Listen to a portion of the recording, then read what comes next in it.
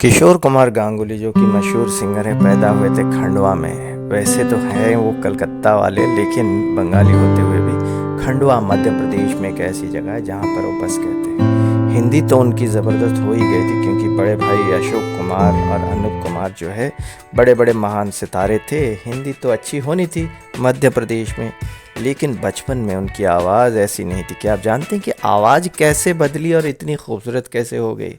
दरअसल नन्हे किशोर कुमार जो कि 3-4 साल के जब थे, तो तब वो खाली खांसते थे और कुछ नहीं होता था। अचानक 5-6 साल की उम्र में जब थोड़े बड़े होने लग गए, तो माँ रसोई में कुछ सब्जी काट रही थी, तो उनके साथ जाके शरारत करने लग गए।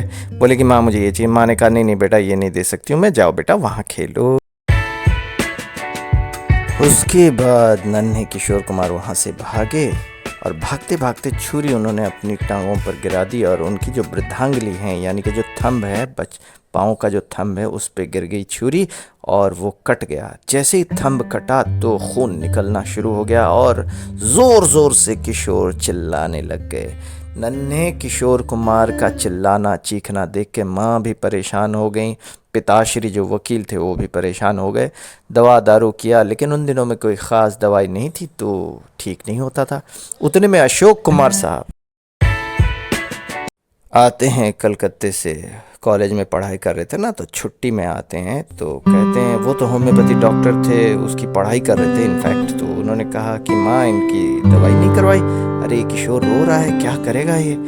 तो उन दिनों में कोई ख़ास दवाई तो नहीं थी, लेकिन कुछ उन्होंने दिया होम्योपैथी की दवाई, और इधर उधर से कुछ दिया, तो खून निकलना बंद हो गया। लेकिन किशोर दा वैसे ही नन्हे किशोर कुमार चिल्लाने लग गए और चिल्लाते रहे।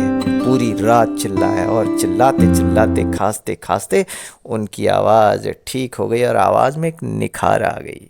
वो आवाज़ नहीं थी जो आवाज़ हुआ करती थी। तभी तो वो आवाज़, किशोर कुमार की जो आवाज़ है, 70 के दशक में, यहाँ तक कि 60 के दशक में, 50 के दशक में और 70s 80s में हिंदुस्तान की आवाज़ बन गई।